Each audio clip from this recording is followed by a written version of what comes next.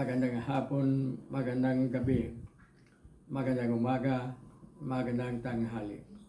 Saan man tayo naroon, anuman ang ating mga ginagawa, o naatigit sa lahat, ating ialay ang ating mga sarili sa ating Panginoon. Sa loob lamang ng ilang mga sandali, ating damhin ang presensya ng Diyos.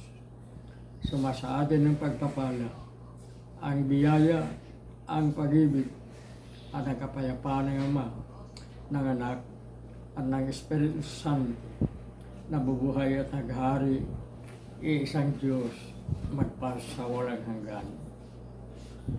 Mga kagabay, sa mga pagkakataong ito, ilang araw lamang at Pasko na.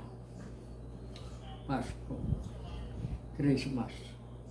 Ngunit marami sa atin ang hindi nakakaintindi o hindi nakakaalam sa tunay na kahulugan ng Pasko. Ang Pasko, kapanganakan ng ating Panginoong Jesucristo, ang pangalawang persona ng Santisima Trinidad, tunay na Diyos at naging tunay na tao sapagkat siya ipinanganak bilang isang tao, bilang pagkaraniwang likha ng araw ng Pasko. Ngunit may iba pang kahulugan ang Pasko. Ang ibig sabihin ng Pasko, pagdating, the coming. At may dalawang pagdating ang ating Panginoon, ang Panginoong Jesucristo. Ang kanyang unang pagdating, iyan ang nilalarawan ng Pasko ng kapanganakan, the Nativity of the Redeemer. At ang kanyang pangalawang pagdating ay ang Pasko ng pagkabuhay. Nabuhay si Kristo matapos ang kanyang kamatayan na nakapako sa krus. Tayo ang pakay sa Pasko. Ang unang Pasko, ang Pasko ng kapanganakan, ay mismong atin ring sariling kapanganakan, ng ating sariling pamumuhay.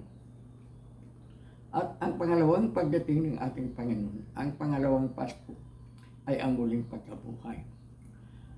The resurrection of our Lord. At tayo ay ganon din.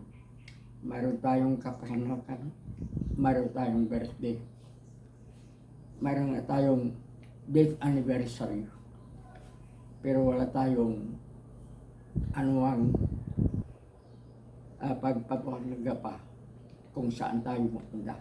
Iyan ay ang ating muling pagkabuhay. Sapagkat sinasabi natin, ipinalangin natin sa ating pananampalataya, sa tinatawag na credo o pananampalataya ng mga apostoles.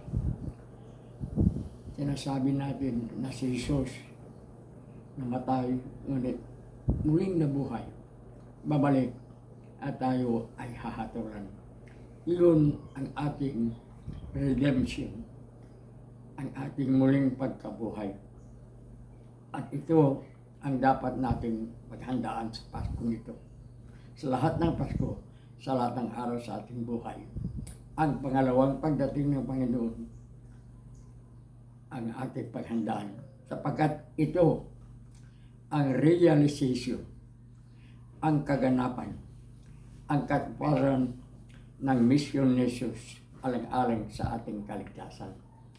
Nagaganap na ang bahagi saan ibinigay ng Jesus ang daan tungo sa ating kaligtasan. Ibinigay, ipinagkaloob, ipinagkatiwala. At nasa atin na kung paano magiging ganap ang kaligtasan, nagiging misyon ng kapanganakan at kamatayan ni Jesus. Sapagkat sa pangalawang pagdating ng ating Panginoon, hahatulan tayo, buhay man o patay, hahatulan tayo.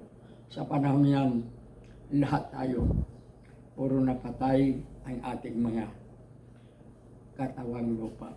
Agnas na, wala na, no more. tapos na.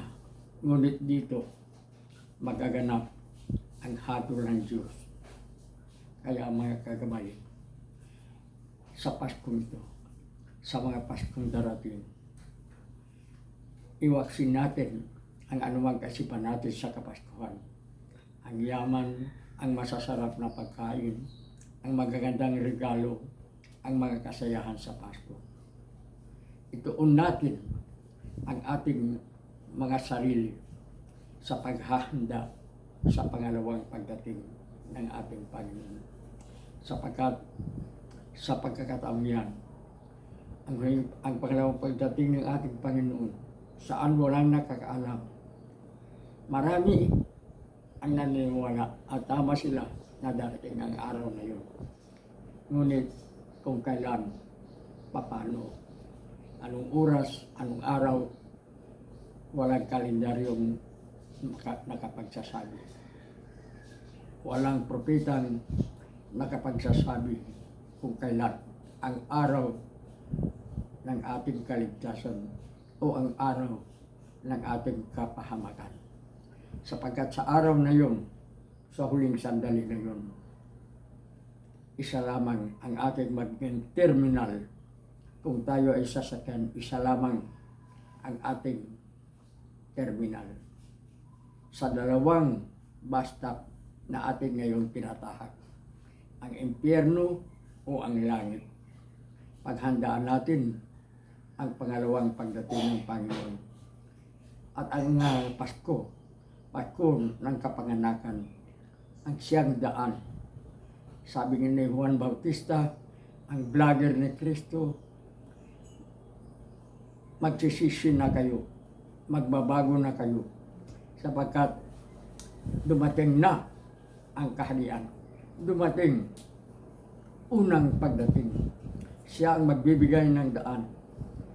Kaya nga sa Ebanghelyo o sa Gospel ni Juan, binanggit niya ang anak ng Diyos na ating tagapagligtas bilang isang salita.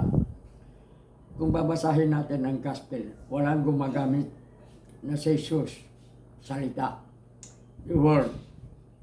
Sabi ni Juan, sa simula pa, nandyan ang salita, the Word, salita lamang. Ngunit sa salitang yan, nandyan ang Diyos. And God was with the Word. At ang salita, nagiging laman, nagiging tao sa katauhan ng Kristo upang ibigay sa atin ang daan patungo sa kaharian ng Ama o patungo sa kaharian ni Satanas. Si Jesus naglatag ng daan para sa ating kaligtasan. Marami ang naniniwala noon na si Juan Bautista higit pang dakila, higit pang mataas kaysa kay Kristo. Ngunit ano ang sabi ni Juan Bautista? May darating pa. At siya yun. Ang ibig sabihin si Jesus, siya ang pinakamataas. Siya ang nakakahigit. At kahit na sa pagtanggal ng tali ng kanyang sandalyas, hindi ako karapat-dapat. Sa Pasko ito, kalimutan natin ang anumang kayamanan, ang anumang kapangyarihan. Kalimutan natin ang ating mga sarili. Ito natin ang ating paghahanda sa ating kaligtasan. Hintayin natin ang pangalawang pagdating ng Panginoon.